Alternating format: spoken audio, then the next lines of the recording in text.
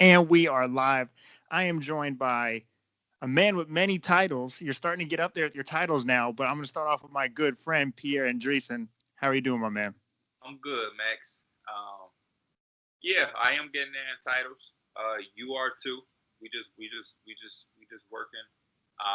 But the main title that we both share, we the leaders of the new school.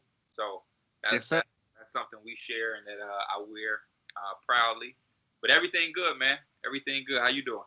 I'm doing good. One thing I kind of realized today, so my boy went to Texas to visit his friend for his birthday. And then he came back. And I'm just so spoiled with this Florida weather. I don't even realize what weather's like everywhere else. It's 80 degrees. Like it's 80 degrees here. And then, so I just asked about you. How are you doing? How's the weather there? I know Texas is going through a lot. So how's life in Chicago? Life in Chicago is okay. Like you said, I think we don't realize how privileged we are in Chicago because we're used to this. So like our homes are built for it, and you see the catastrophe that's happening in Texas. And even my girlfriend yesterday, we was riding, and she was like, "Are you seeing like the stuff that's going on? Like, are you seeing the videos of what's happening to people's houses?"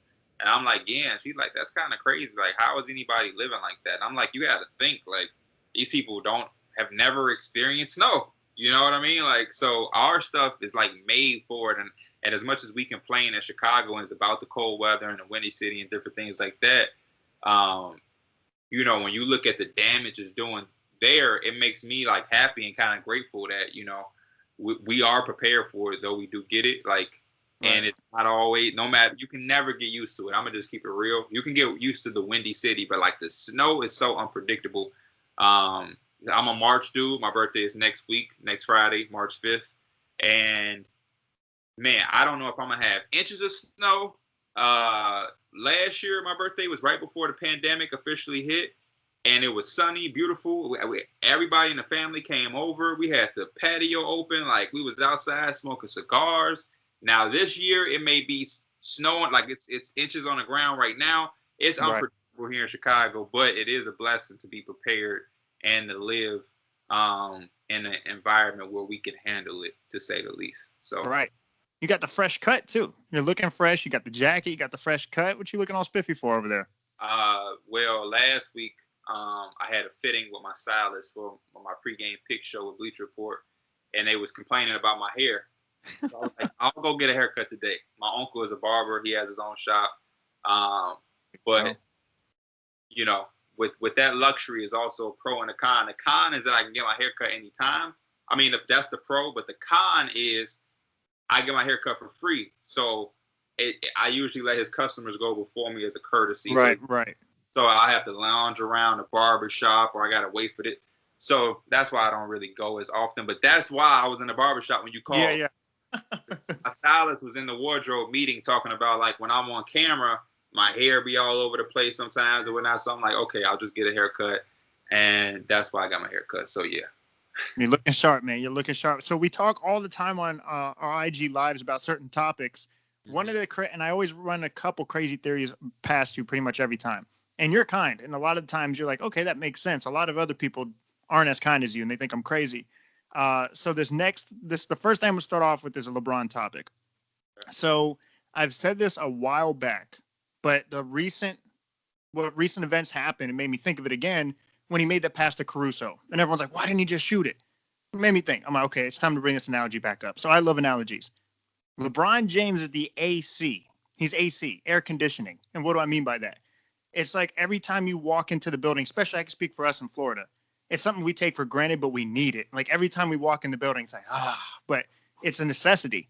But the moment it goes out, it's like, oh my God, it's the first thing that we focus on because it's like, man, we need some AC. It is hot in here. So LeBron James, we're so used to his consistent performance. Like we need that from him. And it's consistent every time we walk in the building, every time he plays. But the moment something happens and the AC goes out or he doesn't do something that we're accustomed to him doing, it's like, okay, all the attention's right there. What did he do wrong? Why did he not play this way? That's why I've compared him to AC. Do you think LeBron James made the right play?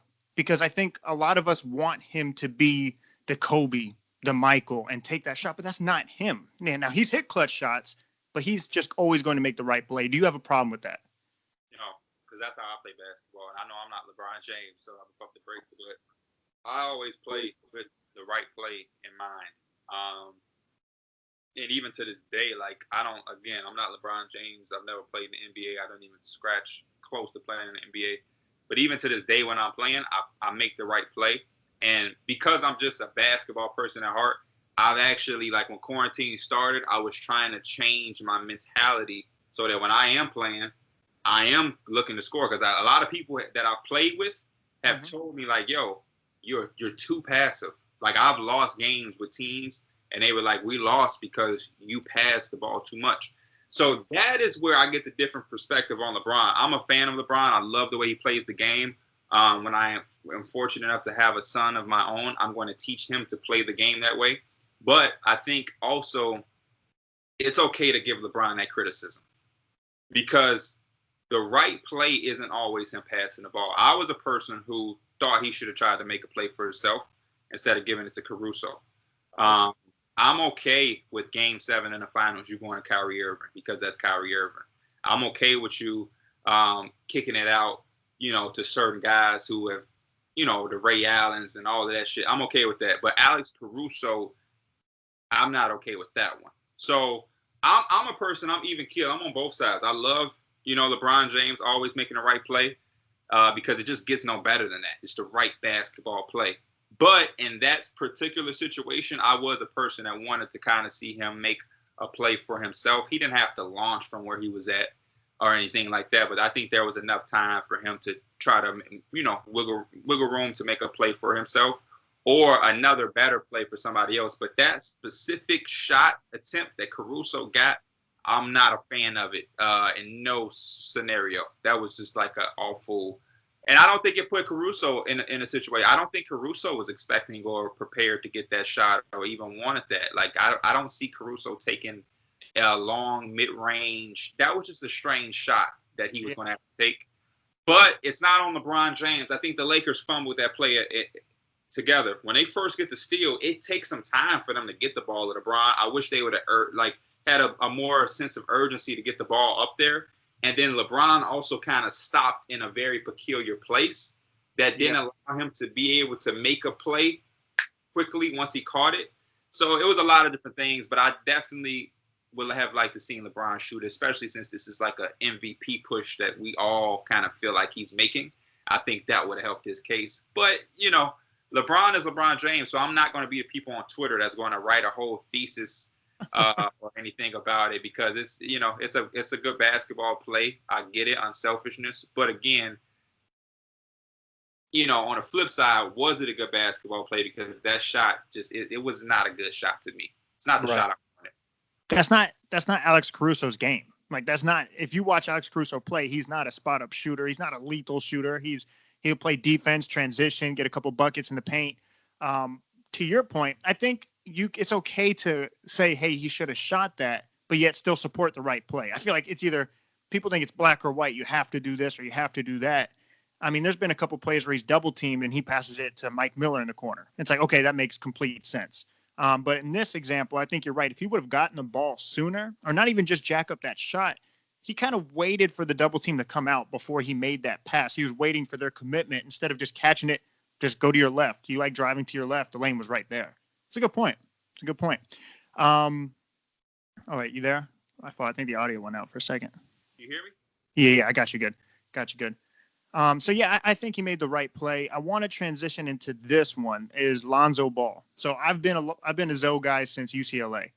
I'm not even going to say Chino Hills because UCLA, I really wanted to see what he would develop into. And so obviously we're like, okay. And the hype was a little outrageous. I always say expectations are everything. And the expectations for him, what his dad set from a marketing standpoint was genius. But for standards for him and his career were a little bit outrageous because now if he's not better than Steph Curry, he's seen as a failure. It's like what we do with Andrew Wiggins. We've talked about it. It's like what people have done with Zion. So I wasn't a fan of the expectations going in for him, but I do like his game. And I said, I think we've yet to see the best of him. And this last month, I think he averaged 17, 5, and 5 or something like, and he's shooting outrageous from the 3-point line, like 40% and above. So we've seen improvements as his game. Do you think the Pelicans is his spot or does he need to go elsewhere to flourish? Pelicans as of right now, the Pelicans are not his spot, but it can be his spot. Which is, I know it's kind of like the LeBron answer where I'm not fully committing. I'm also like you. I'm a Lonzo guy, but I'm from the Chino Hills one. Like I've been sold since Chino Hills because again, like LeBron, he plays my type of basketball. I don't know if the camera is picking it up, but I have a little penny right here. Yep. I love big point guards. Like that's my thing. 6'6" point guards. It all started with Penny. So when I saw the mold of an early Lonzo, even with the shot, I was sold. He's averaging a triple-double in high school. They're undefeated. He's playing with his brothers. This is before LeVar even said what he said. They had like little stories about them on YouTube. The family got their own brand and all of that. I was sold right there. You nailed the shot perfectly, by the way. How you just did that, you nailed his shooting form perfectly. So I was sold. And then he was going to UCLA, which I love. For like UCLA is like Hollywood, is sexy. Or the only reason I stopped kind of rocking with UCLA is they did a couple things I didn't like. They switched from Adidas to Under Armour. I can't rock with that at all. And then they had some coaching thing going on. But he went there, and I'm like, oh yeah, UCLA is gonna be rocking. He's gonna get them back. He did. They were rocking. They was doing anything, playing up tempo and everything. So I love so. But the thing about the Pelicans is like they have Eric Bledsoe. They drafted Kira Lewis with the 13th overall pick. Before Van Gundy got the job, he was on somebody's podcast talking about he would play Lonzo like a 3-and-D wing type, and he kind of has. Lonzo naturally is a playmaker, so he's going to take some of those responsibilities no matter where you try to put him. Naturally, it's just in him. You got to let him do him. Yeah. But that's where he needs to be. He needs to be on the ball, making a lot of your decisions, being your point guard, and being comfortable. When Lonzo was comfortable, when Lonzo was confident, he's what we've seen this past month. You know what I mean? And I think a lot of things that we had already saw, he's kind of shown. But like the defensive effort and presence we've seen from him early in his career, we didn't even know we were going to get that. His feel for the game is just unmatched. Lonzo does do some things himself. I think he has to get aggressive. Yeah. And I think he has to stay confident. He can be a guy that can miss 2 threes in a row and kind of slump out the way. As of late, it ain't matter. He's shooting it if it's there, which I think we like. But we don't want, as a Lonzo fan, I'm kind of sick and tired of the month stretches. I want this to be who you are. I don't want to have to continue to argue for you like, hey, what about from February to March? He was doing this. Like, no, I want it to be like, man, look at that 3rd season or look at his 2nd season with the Pelicans. But going forward, like what you just said, is that the place? It may not be, and I won't be. I won't have a problem with that. I like what they're doing with him and Clutch, betting on yourself. He's playing good with the pressure of having a contract expire at the end of this year. The 3-ball is the make or break. But I feel like you can unlock a lot of keys with Lonzo by putting the ball in his hands. And if Chris Paul didn't go to Phoenix, I felt that would have been a nice destination for him to play with a guy like Devin Booker, who's going to kind of be your Brandon Ingram. I think that's why him and Ingram's relationship is so good, because Ingram can score. It takes the pressure off Lonzo because that's not really wants to do. And Ingram is such a good scorer that sometimes you have to play off Lonzo, which now opens up the floor and gives him open threes and allows him to be comfortable. But, I mean, he's improved every season. You know what I mean? He's improved every season as far as shooting, which was his biggest thing coming into here. And like I said, with the size of 6'6", the improved shooting, the passing, the vision, the unselfishness, even though it can come to a fault at certain times, he can be too unselfish. I think he's still very – and he's young. Lonzo is – I think he's probably like your age or you're older than you, but he's definitely younger than me. He can go and help some teams, man. And I feel like the Pelicans dropped the ball a little bit with committing that 13th overall pick to another young guard. When you have a young guard, you already just brought Bledsoe in. They add Steven Adams, and then they sign him to an extension. I watch the Pelicans, and I like them. But, like, there's certain times where, like, him and Zion are running into each other and things like that. It's all over the place. As of lately, they've been playing better. Ironically, Steven Adams hasn't played or hasn't played as much. Willie Herman Gomez has been playing a lot more minutes, but I would love to see him on a different team, honestly. Yeah. No. Okay, there's a couple of things I could run with. So first is I'm I'm into Marvel and like I'm into rap. I'm into all these different things to try to tie people who don't follow sports. How can I get you to understand this situation? And I've called them the Fantastic Four, where it's like they have a young, accumulating talent. You got the Zion, the Ingram, the Holiday. Well, no longer Holiday, but at the time it was Holiday. And then you had Zoe. And I'm like, I really like this group. I just don't think they have the right coaching staff to manipulate and move this group the way that we know they can move. And we see flashes of it, but we want to see the consistency to what you were saying. Now, call me crazy, but in the NBA, it's always smartest to trade players when their value's at its highest. And that's not necessarily just the NBA, that's just business in general.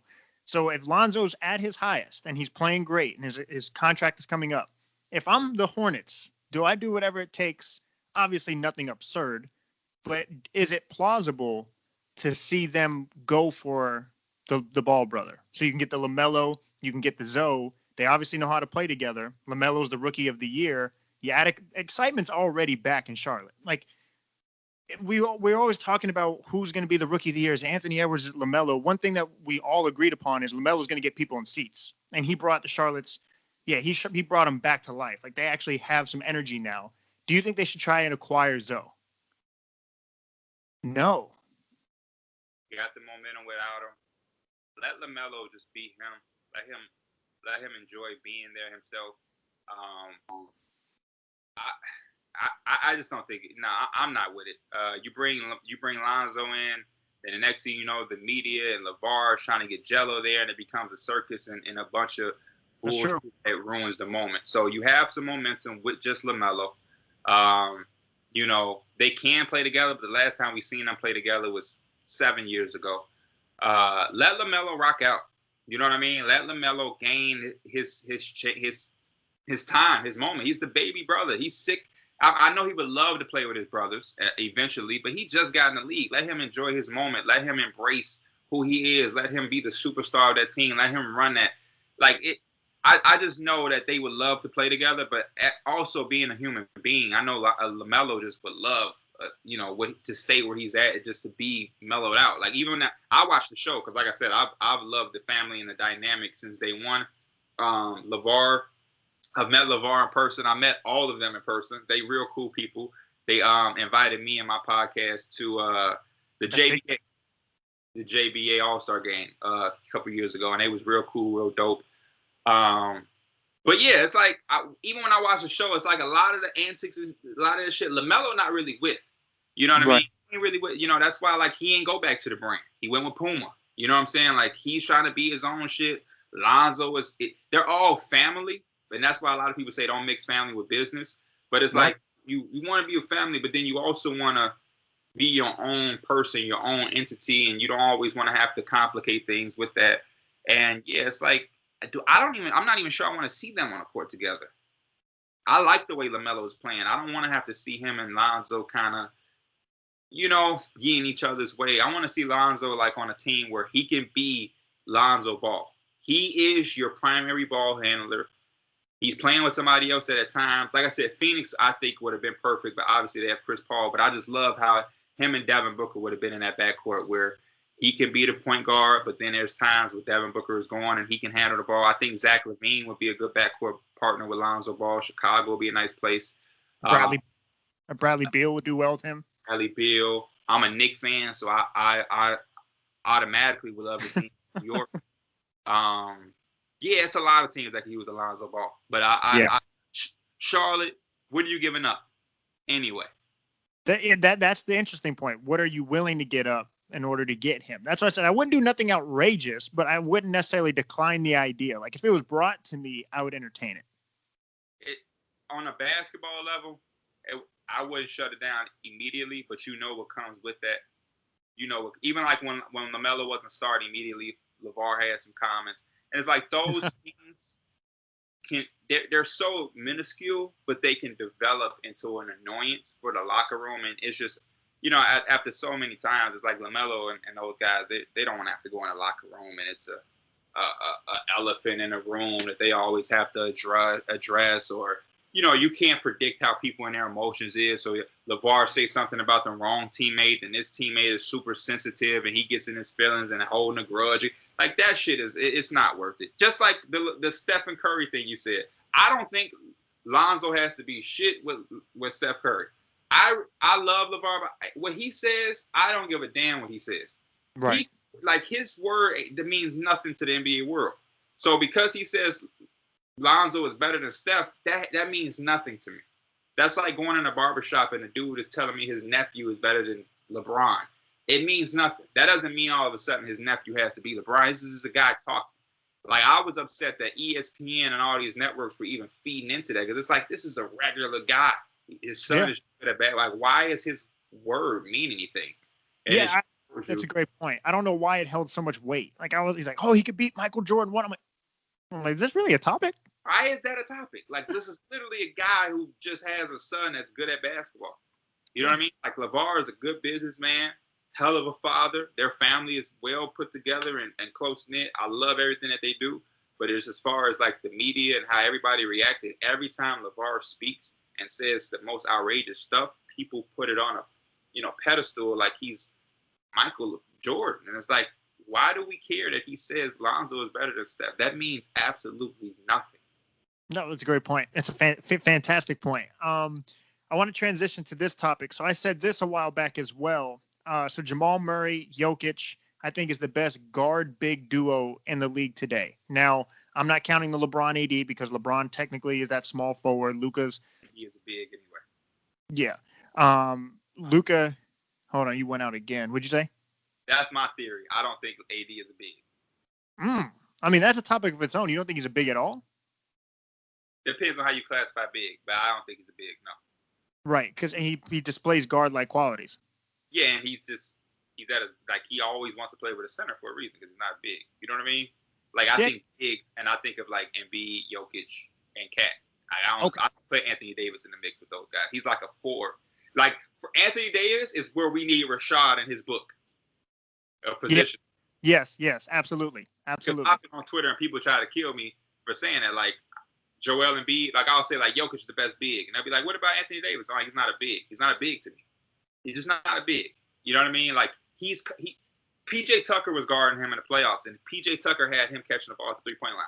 A big is not going for that. You know what I'm saying? Like, want to know who actually did surprisingly well on him? And people are going to be like, what are you talking about? But if you watch it, when they switched, James Harden did not do bad on Anthony Davis. Because he was physical, yes, in the playoffs. Like, he saw what PJ Tucker was doing, and if you just bump him a little bit. I can't recall it, but I don't think that you're lying to me because, again, I'm not saying he could lock. I'm not saying he could lock up Anthony Davis, but on certain switches, it wasn't just like barbecue chicken right away. To your point, he was catching it further out than he needed to catch it. Yeah, because, I just think that, like, bigs, come on now. Like, Joel Embiid, that's barbecue chicken, like you just said. You know what I mean? And I think Anthony Davis, it's not a knock against him.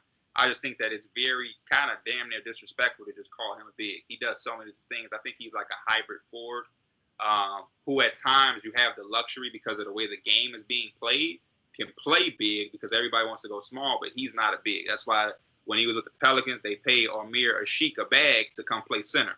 You know what I mean? That's why they were able to trade for DeMarcus Cousins. That's why the Lakers are signing Marc Gasol and JaVale McGee's and things like that. Who else did they have? Dwight Howard. Because you don't sign JaVale McGee, Dwight Howard when you have, quote-unquote, a big. That doesn't make sense. And then you don't go out and get Marc Gasol, Montrezl Harrell when you have a quote-unquote big. If he was a big, they wouldn't go out and get 2 other centers. So that's my quick little thing. No.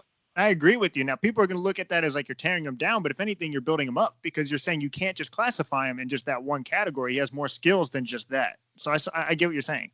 But what I initially was saying, though, is that Jamal and Jokic, to me, are the best guard-big duo in the league. And who's the last big guard duo that we've seen? It's got to be Nash Amari, Kobe Shaq.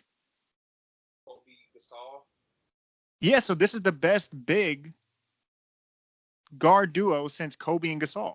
Catching me off guard, I'm trying to think.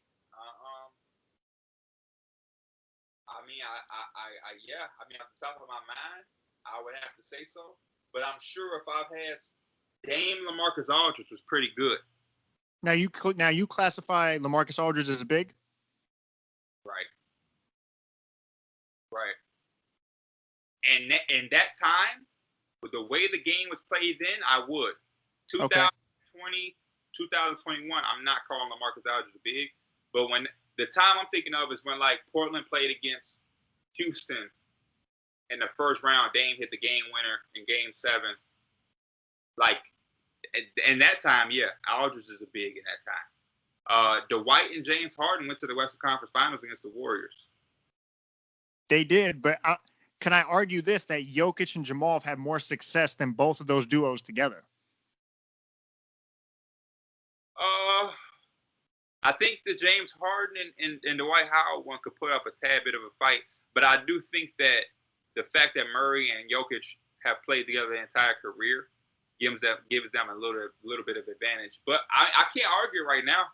Yeah, even though I'm not, and it's so wild to me that could be true, because I don't think that they're even like that good. Really? Really? Yep. You're talking about an MVP candidate, and then the one thing that I'll criticize Jamal Murray on is we all know his talent. We're not questioning his talent. We're questioning his consistency. My bad. Go ahead. Do your research. We're questioning his consistency. Like, we want to see this on a nightly basis. We know you can drop 50. What we saw in the bubble, we want all the time. But I think when you look at Jokic's value in today's game, it was more valuable than Dwight Howard. It was more valuable than LaMarcus Aldridge. On Jokic. Jokic carries the load in their duo. It's all Jamal Murray.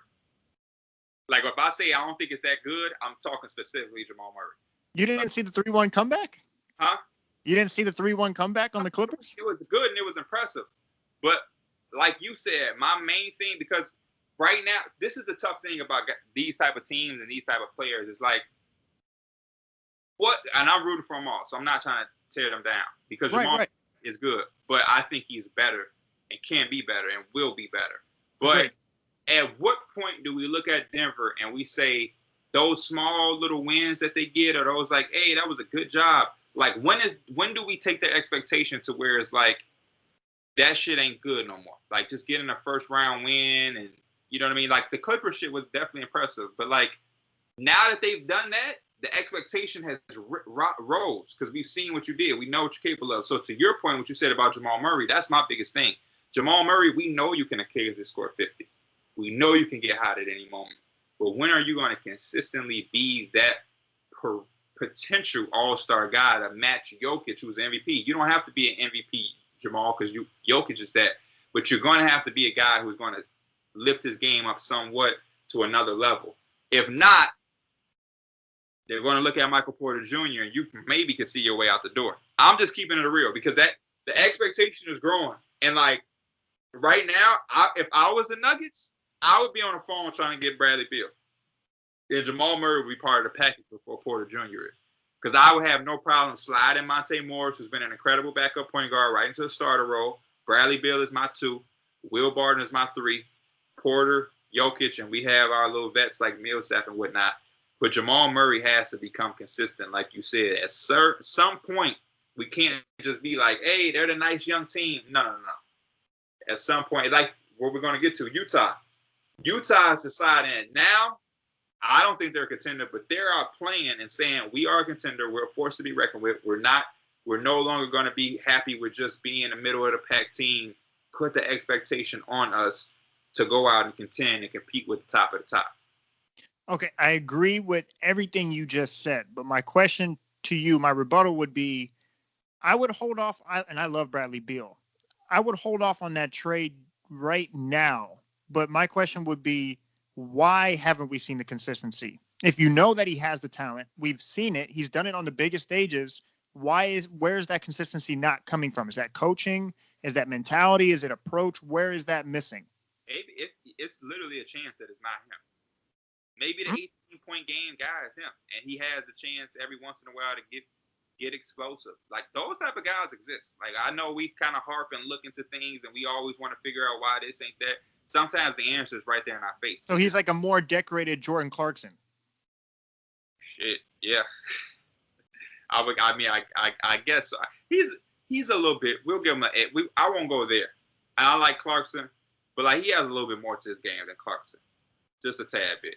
And he has to prove, and maybe I'm putting too much pressure on him, but I think he has improved, but he hasn't improved enough or significant enough for them to go to where they're trying to go. And if they're trying to win a championship, and they should be one of those teams because they have a lot of young talent. They've taken advantage of some draft classes. They were able to get Michael Porter Jr. Jokic is a second-round pick. Jamal Murray was like 7th. They've done a lot of good things. But like I'm saying, at a certain point, we can't keep looking at them like, hey, that's a nice young team. It's coming up to now. They're looking at, Jokic as a guy that's going to be MVP, and they're going to want to contend, and the West is wide open, and Nuggets are in the conversation. So it's like, for them to be one of those teams, Jamal Murray has to be all-star level, like Donovan Mitchell. You know what I mean? Donovan Mitchell solidified himself as an all-star. All right, but I say let's transition to that. So I'm huge on the Lakers as the favorites when Anthony Davis is healthy. I predicted them to win it last year. I think they repeat. Who's the biggest threat to the Lakers? Is it the Jazz with Donovan Mitchell and Gobert, or is it the Clippers? Because I feel like, okay, did the Clippers melt down? Absolutely. But when you look at the roster, you look at the front office, you look at the star power, I still believe the Clippers are the number one threat to the Lakers out of the West over the Jazz. Do you feel the same way? Yes, I do. 1,000%. I felt that way going into the year. I feel that way now, even with the Jazz rolling. Clippers are the threat, for sure. So, all right, we see eye to eye on that. Now, is there something that we're missing with Utah? Why are they clicking right now where it seems to get everybody's attention? Because what has changed from the bubble Utah to this Utah? Well, health. Bojan Bogdanovic is back. Confidence. Jordan Clarkson was able to stand on what he did in the bubble and take that and roll it into this year, which I think was dope. Mike Conley is being just an all-around better basketball player this year than he was, so maybe he's more comfortable in his role and situation with his team. And they're making shots. They're shooting the ball very, very good right now. They're playing really good defense, and they're a good team right now. They're rolling, and we've seen this before with a lot of different teams. T-Mac and his Rocket team won like 22 or 27 or something crazy like that in a row before. Teams get hot, teams roll. Right now, especially with and not to downplay their run or whatnot, but the COVID situation is also a helpful factor when you're a healthy team. You're playing against a lot of different teams who may have this guy out for protocol, that guy out. Maybe this guy's just coming back because he had COVID and missed 2 weeks. So, this season is different than the others, but they are a better basketball team. And maybe the extra year having of experience together under their belt is helping them. But I don't think that they're a contender, personally. Okay. You and I see eye to eye there. Now, the East, I think Brooklyn's the favorite to come out of the East. You just look at talent. I also trust Kawhi Leonard and Paul George more than anybody on their team. People can laugh at the Clippers meltdown. You can poke fun at Paul George for social media things, and maybe he answers questions in interviews a way you don't like. That's fine. But when I look at basketball performances and how guys play basketball, Kawhi Leonard and Paul George, I'm taking them over anybody on the Jazz any day of the week, no matter what. Just that's why I believe in the Clippers over the Jazz, personally. I agree. No, I agree with that 100%. I was saying that Brooklyn, to me, is the favorite to come out of the East. I've talked about their lack of depth or their defense, but sometimes talent just overrides everything in basketball. I think they come out of the East. Is it the 76ers contending with Brooklyn, or is it another team? Because I'm not convinced with Boston anymore. 76. I got 76 come out the East. Coming out of the East, so you have them beating Brooklyn. I just feel like, listen. Who's guarding Embiid? That's a great point. Who's guarding Embiid? That's my number one thing. And let me not even pretend like I'm picking them to do anything. I just like the Philadelphia 76ers. Brooklyn, I would be a fool to get up here and try to talk down on Brooklyn, besides the fact that they wouldn't have anybody to guard Embiid. I'm not here to talk about, I don't think Kevin Durant is going to do this. I don't think Harden and Kyrie won't do this. They're going to do everything we expect and probably more. I like Philly's team. I think they have a really complete team. They have an experienced championship coach. Brooklyn is new and it's fresh, and they still can do what they're doing. I'm not counting them out at all. But rookie head coach, first year, all of these guys are playing together. The paint area is a big part of basketball, especially in the playoffs when the game slows down. It's going to be tough. Defensively, it hasn't been there yet. It may never come with Steve Nash and D'Antoni on the bench calling shots. Nope. I'm just rolling with Philly right now. They've given Ben Simmons some space, and I think he's been playing elite defense. He's been playing a lot better than a lot of people have given him credit for. Seth Curry is now a marksman that they have. Danny Green, we know, could be inconsistent, but he's a multi-time champion for a reason. Embiid is playing the best basketball we've ever seen him play. Tobias Harris has stepped up in the right direction. We still have to see it in the playoffs, but hey, all I can do is use what he's shown me this year, and he's shown me some inspiring basketball. Shake Milton, Matisse Thybulle coming off the bench. They're gaining experience and getting confidence in the system. I'm liking everything Philly got. And then on top of that, we still have a trade deadline and a buyout market for them to get better, and the same thing with Brooklyn Nets. So, it's gonna be a fight, a tough fight. But as of right now, give me Philly. I think they're the more complete basketball team, to your point. Like when you do the boxes, how you're doing with the coaching and the roster and the roles, and they check way more boxes. I think I'm just going off pure talent. Either way, I have the Lakers repeating because of the areas that Brooklyn lacks. But I see everything that you're saying there. My last question for you is this. I hear this constantly about James Harden, arguably the greatest scorer of all time. I'm like, okay, let me really break it down to who I believe the greatest scorer of all time is. I think there's two ways to look at it. Accolades-wise, like who scoring titles, points per game averaged. I don't count the Wilts. I just personally don't. I'm going to go with, you have to honor Kareem, right? The all-time leading scorer, most unstoppable shot. I'm going Michael Jordan. I think he's the greatest scorer of all time. But the hardest guard for me is Kevin Durant. 7 foot, can shoot over anybody. He can hit free throws. He can shoot off the dribble. He can finish at the rim. I think Kevin Durant, to me, is the most unstoppable guard. So who is yours? Again, greatest scorer, and it may also be the hardest guard. Mine just happens to be different.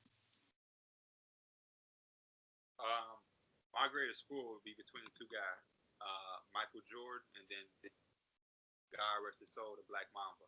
You know what I mean? Because when you break it down, Kevin Durant is very talented, but he has things that were given to him that, 7 foot. You know what I mean? Like, it helps him. It's not his fault, but at 6'6", they had to do a little bit more. And Kevin Durant is skilled. He puts in work. I don't want to tarnish Kevin Durant in any sense, but for them to be 6'6", the footwork, they got older and they added the post game.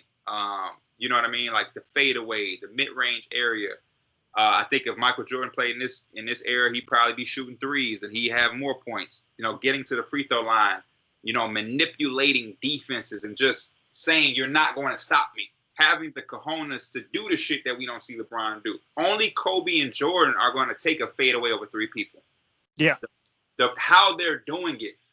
Those, excuse my language, those motherfuckers are so confident that they would damn near tell you what they're. Michael Jordan shot a free throw with his eyes closed.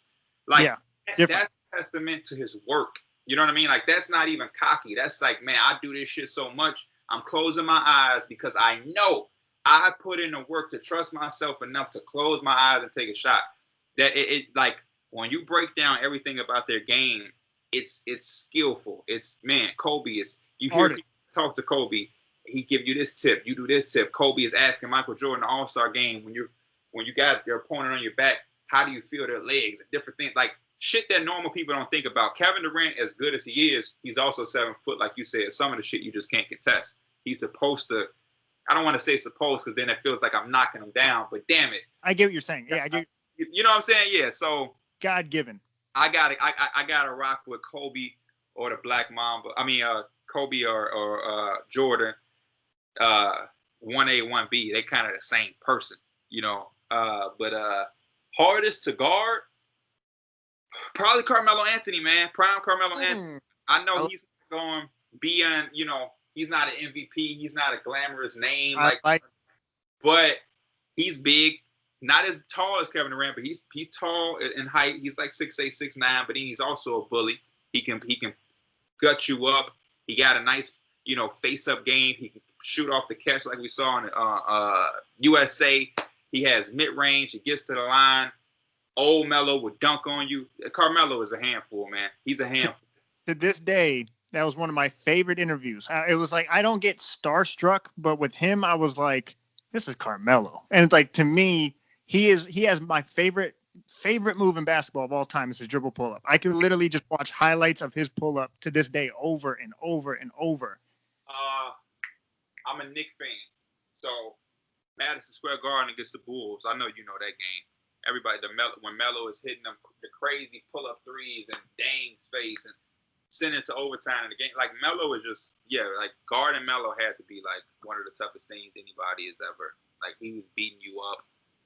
Kobe had to guard him in the playoff series. I think Kobe's the best artist. Kobe's the best artist the NBA has ever seen when it comes to just skill set, left, right hand. I remember when he came out with Kobe Muse, I was just obsessed with that. And I would continue watching Kobe Muse, that mentality. He would go into a gym without a ball and practice for hours. And people are like, what are you talking about? Why would he go in a gym without a ball? And it's like, because you said there's layers to it. It's the footwork, how you feel, body positioning, the posture. Like, I think he's the greatest artist the NBA has ever seen.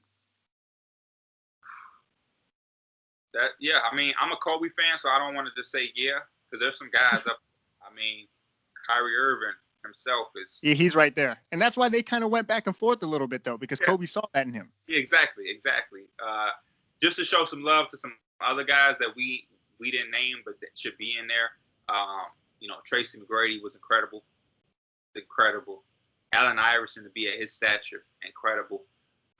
Who else? Mahmoud Abdul-Rahim. Crazy. I mean, and then, James Harden.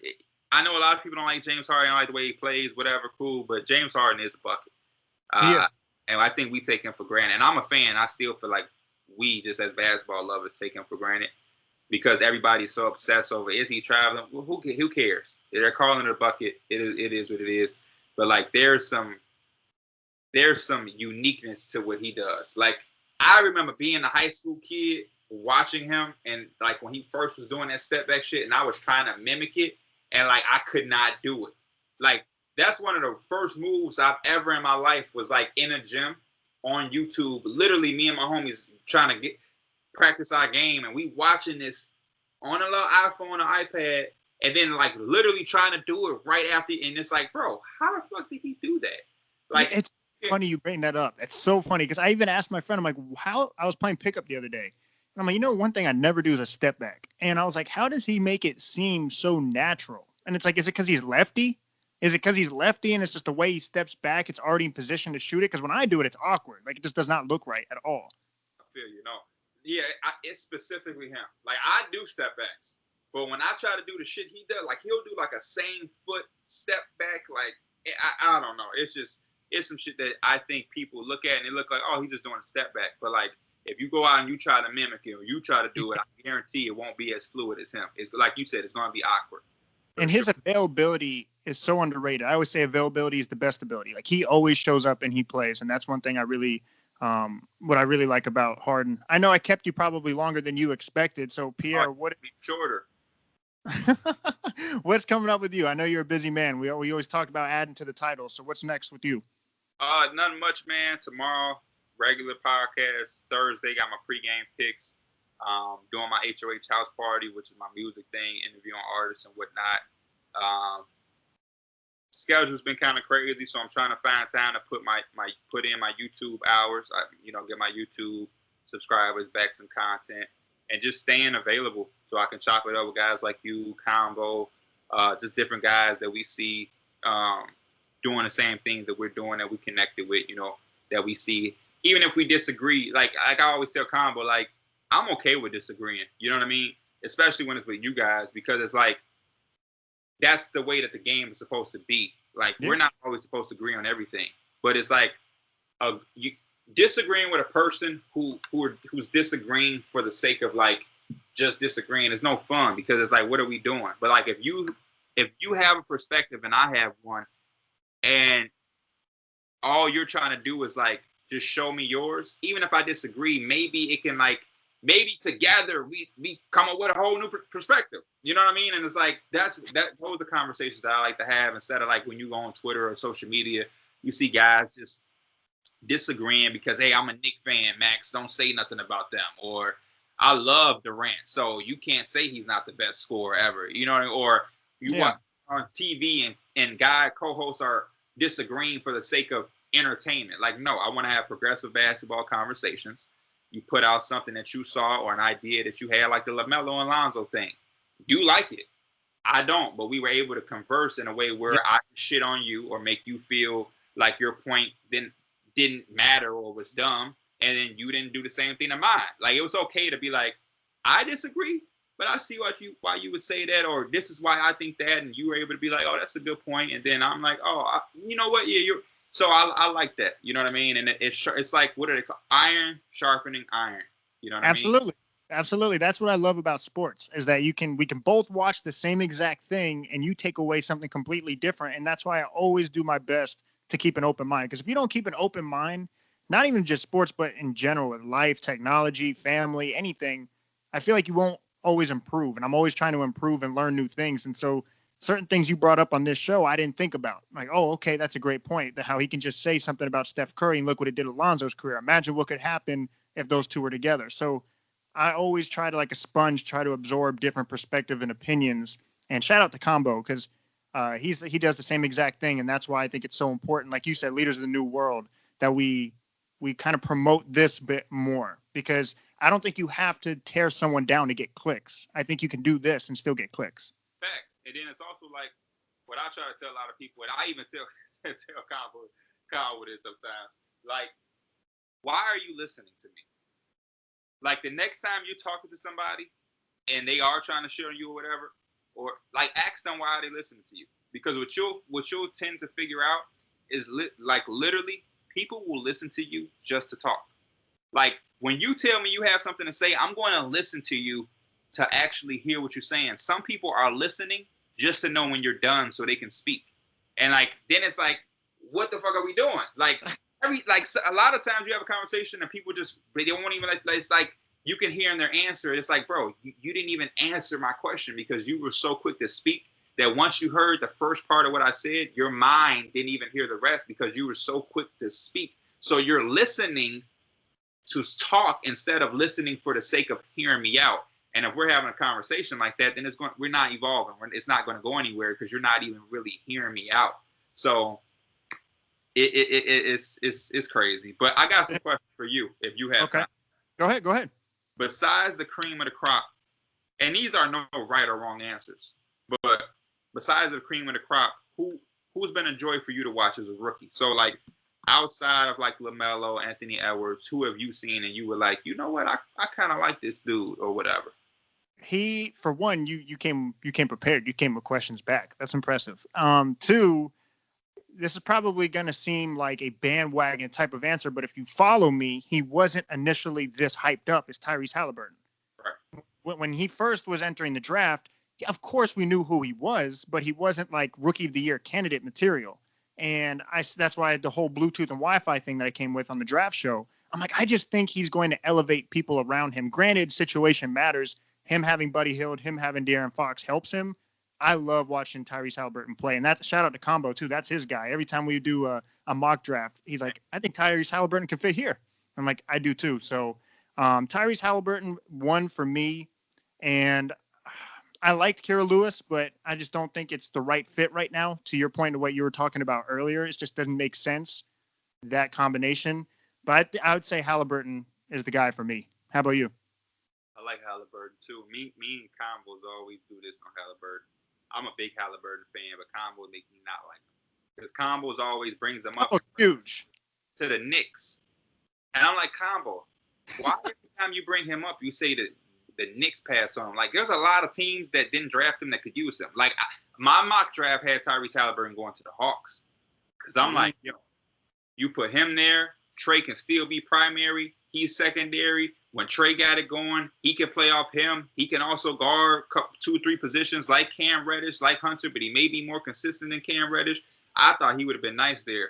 And that's before they got Bogdanovic, so they wouldn't have to have paid Bogdanovic what they paid him. But obviously they took a Kongwu. He could have went to Chicago. He could have went to a bunch of places. But Combo always brings him up and reference to the Knicks. So I'm like, Combo, stop fucking the Knicks, making my team sound like we don't know what the fuck we're doing when it was so many teams could have used them. But Sadiq Bey. Quickley has been doing his thing in New York, though. I try to stay away from that because I am a Knicks fan, but that's a fact. Emmanuel. I've been like watching him play a lot. He's really been surprising a lot of people. Yes, he's a steal of the draft so far. I don't like to talk like that when it's my team, but it is what it is. No, go ahead and say it. He was on our show too, so that was dope. Because he was a cool guy, even outside. Like before he ever stepped foot on a court as a Knick or whatever, his presence, like how he conducted himself in the interview or whatever, made us fans and rooted for him. So he's doing his thing. I like Sadiq Bey with Detroit. Sadiq Bey is sharp. He's doing his thing, man. He's doing his thing. Sadiq Bey is a nice one. I'm trying to think if there's anybody else who doesn't. I feel like I had another one, but Sadiq. Well, I'll just leave it at Sadiq Bey. Sadiq Bey is a good one. And then I also want to ask you about incoming draft. Who are you liking incoming? I have to do. Actually, I start that process here very shortly when it comes to breaking all the prospects down. But this is going to seem, again, probably like no brainer. But sometimes I just tell people don't outthink the room. I already see people critiquing and breaking down his game, or he's kind of slow. Cade Cunningham is going to be a star. Like we did this with Zion. We do it every year. Where okay, this guy looks great, but this is where I think he could be a bust. It's like, don't outthink the room. Cade Cunningham is going to be a star. I just want to know where he lands because I think situation matters. That's social media. Like, I've been watching basketball my entire life. I've been following the draft my entire life. I used to be a kid who would have, like, a legal pad, like the notepad, and I would watch the draft with my dad, and we would both write down every pick, team, school. So now in this new generation of social media, it's the only time picks get overthought. Like, I was there when LeBron was getting drafted. It was no question. No. And now I know it's different because it's fucking LeBron James, but, like, there was no overthinking. Like, hey, could this? It was like LeBron James. Who else was the number one pick? Back in the day. Blake Griffin was the number one pick. There was no chatter. It was like he's the number one pick. Makes sense. Derrick Rose. It was like it's Michael Beasley, but it's like Derrick Rose is the number one pick. But now you're right. Every year it's like, oh, what about this? It has to come from social media because it wasn't always like that. Like, guys. It drives me insane. What young player is completely perfect coming into the league? Like, there's not one player. LeBron had his flaws as a rookie. Jordan had his flaws. Kobe had his flaws. The all-time greats all had their flaws. So when I see that, I just ignore it at this point. It's expected. They're not going to come in refined or he doesn't have the best jump shot. Like, that's expected. Me and Combos talked about this, and he was saying he can see Jonathan Kuminga being in a conversation with Cade Cunningham. And I was like, you crazy. I like Kuminga, but Cade Cunningham has Cade's different. Cade's different. Delivered. Yeah, Cade's different. I like Scotty Barnes. I think Scotty Barnes has. My guy. I like Scotty Barnes too. He's a winning player. He ain't gonna do anything crazy on the stat sheet that's gonna blow your mind. But Scotty Barnes is everywhere on the court. He can play 3 and 4, but he can guard 1 through 4. Shit, in the NBA with small ball, it may be 1 through 5. I love Scotty Barnes. He does not get enough conversation. Yeah. Scotty Barnes. I like him. Yeah, don't outthink the room. It's Cade. What a guy. So, of course, you like Scotty Barnes. Come on, man. Yeah. Ever since I played against Bacon, I was like, let me always make sure I know what's going on around that area. And so he opened my eyes, man. Like, when I played against him, I was like, okay, that's an NBA player. Like, that's an NBA player. I got to track what he's doing. Yeah, shout out to Dwayne Bacon. He's with Orlando. Yeah, right up my hometown. But it's so hard right now with media credentials because of what's going on. They just don't allow just anybody in there, and because of COVID. But that's one guy I played against, and now he's right here in my hometown, right here in Orlando. I definitely got to get that interview here shortly. I'm trying to get him on the podcast, actually. So. Yeah, he needs to do that. It's a hometown thing. But yeah, Florida State is doing their thing as far as the draft prospect. I think we got to start talking about Leonard Hamilton in a different light because they're becoming like a prospect powerhouse. But like Devin Vassell, Patrick Williams, now Scotty Barnes, Jonathan Isaac, Terrence Mann, Captain Jelly, Xavier Thane Mays was a guy that was doing the thing. What did you say? He was nasty. Xavier was nasty. Yeah, real good game. Yeah, I liked him a lot. I'm surprised he didn't, like stick around the league a little bit. But yeah, so that's all I had to ask, man. And then, last but not least, I promise this will be the last one. What would you do? And maybe I've asked you this already, but I want to ask again. If you were in charge of the Minnesota Timberwolves, what would you be doing? Seriously. Seriously, what would you be doing? Yeah, we talked about how I said, look, you can have the Kevin Garnett's, Karl Anthony Towns, the Kevin Loves. There's a reason why you can have all this talent and you're still not good. It's the front office. So if I was the owner, we wouldn't have this issue because, no offense, I think I'd be a better owner. But if you can't fire the owner. So what I would do is just get a sense of direction. And so if your direction is Karl Anthony Towns, then let it be Karl Anthony Towns. Let's get some pieces that work with him. Can him and Anthony Edwards fit? I just think they don't have a culture. And culture is the most important thing in any franchise before talent. You look at the Hornets. We're looking at them completely different now. We don't even think about their record. You just think about the culture right now. They seem fun. They have more energy. They have a sense of direction. Your Knicks completely changed the culture. And now it's wait a second. When I say the Knicks, I'm not thinking of dysfunction. I'm thinking of a team that plays hard every night. And it's they have a sense of direction. I don't know what they can do to change the culture because it starts from the top down. So I don't know but I definitely starts in the top. Well, they just fired the coach. I know it ain't tippity top, but it's somewhere at the top. You like that move? I'm not a Timberwolf guy to be able to make that move because I'm so stuck on the tip top, like you're saying. I know it was hard for them to do because that's Flip Saunders' son, the late great Flip Saunders. But I agree with you. The coach ain't nah.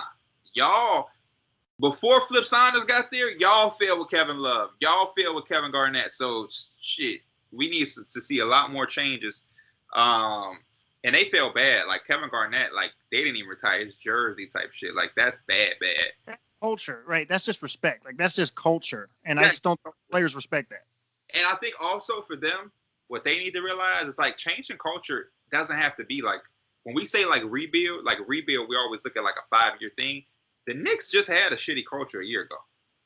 The Hornets just had a shitty culture a year ago. It don't have to be some long 7-year plan. Tanking is so overrated. You don't need a tank. It's just making minor tweaks here and there, and then before you know it, you're heading in the right direction. Yep.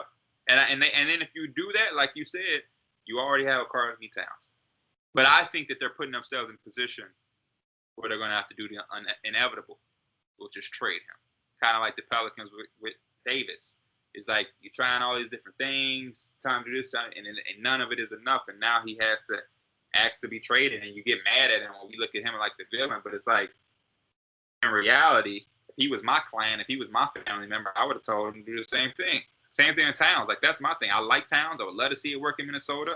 You know what I mean? But it's I also like Towns so much that I would love to see him actually play something besides worthless basketball. And that's all that Minnesota's offering. So I just had to ask that because, man. Of course. Only if they could pick where they got drafted from. Wouldn't that be crazy? Man. Yeah. That was one of the questions I was going to ask you, but I'm a cheer. I wanted to know your refinements. What did you add to that plan? Because last time we talked, you was man, I got to figure that one out, or I gotta think about that. But every time we talk, I'm gonna be man, what did you add to that plan? I'm working on it. Look, this is the last thing I'm gonna do for you. I have a notebook with me at all times whenever I sit at this desk. There's 3 things I always have with me. I have this thing. Got to learn from the OG. I got my book. So this is the Barack Obama book. I got my David Goggins book. I got the Kobe Bryant book. I don't want to interrupt, but I see right behind you the same book I have right over there. Yes, sir. The Mamba. Yes, sir. Great minds think alike. And one, it's the hardcover, right? Oh, of course. Always hardcover. Always. I got it. And then I got this now. This is me getting a little bit more, I don't want to sound conceited. With more business opportunities coming about, I found myself having an actual calendar now.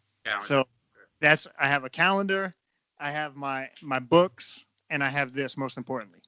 So this right here is 10, 15 podcasts in the future. I already have theories, ideas, all written down in here. So when that time comes, all my unique theories have all been jotted down on this notebook. Look at this. Same way, bro. Look at this. Same way. This is You come in here, like a person come in here, and they just look at, like, this is a random Jimmy Butler breakdown, attention to detail. I don't know what I was doing there. I'm talking about his timing and triple threat shimmy and his step across body, stepping through. He has a good triple threat thing. Yeah, it's all type of shit, man. But yeah, I'm on the same type of time, bro. It's just what you and I see eye to eye. Like you said, we can have disagreements, but when it comes to that mentality and that approach, that's why I know we see eye to eye with that. So it's always a pleasure to have you on. You know, you're welcome literally anytime, and chopping up with you once a week is always a pleasure, bro. Hey, man, you know how to hit me up. I'm always here, bro. I'll holler at you. Two last things. Yep. Need a House of Highlights hoodie, because that hoodie looking fresh. You need a House of Highlights hoodie? I'm going to see that. Yeah, that's tough. And secondly, people listening, your Twitter, your Instagram, all that good stuff. Pee Wee the Plug, HOH. Pee Wee the Plug, Twitter. Pee Wee the Plug. Just Pee Wee the Plug. If you're looking for me on anything, once you type in Pee Wee DA, nothing else but me should pop up. What size you wear? Medium or large. So however you think they run. I'm 6'2", so. Are you 6'2"? Yeah, man, I'm a big guard. I'm 6'4". I didn't know you was that big. Okay. You 6'4"? Yeah. You slamming? Yeah, but not how you think. I'm not Zach LaVine, but I can dunk. Okay. But like, whenever you tell people like, yeah, I can dunk, they think you're gonna come out windmill. Yeah. I'm dunking, but I'm not like, oh, did you see that? I tore a tendon in my right ankle, man. Yeah. I'm out of that. Well, whenever I come out to Chicago, man, we're gonna have to get some hoops sometime. I've never been to Chicago, so we have to. Like, we all have hoop. Like me, you, Combo is a former professional overseas. We gotta hoop. Like, if that's one thing, as soon as this shit opens up, we gotta make a trip to wherever and get our hoop on. Like, seriously. I met Combo for the first time in person in Atlanta before my draft show. He was there. He was on tour. I'm like, Combo, you're big time. I told him yesterday when he posted a picture of his dinner meal. I'm like, that's how you know you made it. Yeah, he walked up to me. I'm like, yeah, Combo, you're tall. I'm like, you're a tall dude. And we ended up walking to Cookout. And we walked through the drive-through. Because I'm like, you never had Cookout? Yeah. And he's like, no, I've never had Cookout. I'm like, okay, we got to go. You never had Cookout? And like Lamelo got drafted, and that's like the first thing he said, like, oh, I had some Cookout. Yeah. And I was out in Carolina too for All-Star Weekend a couple years ago. Never had it. Yeah, you got to get some Cookout. So we'll do something like that. We'll get Cookout and get some hoops in. I don't know what city or town, but we'll make it happen. Yeah, man. You already know. Pierre, thank you very much. Until next time, talk soon. See you, bro.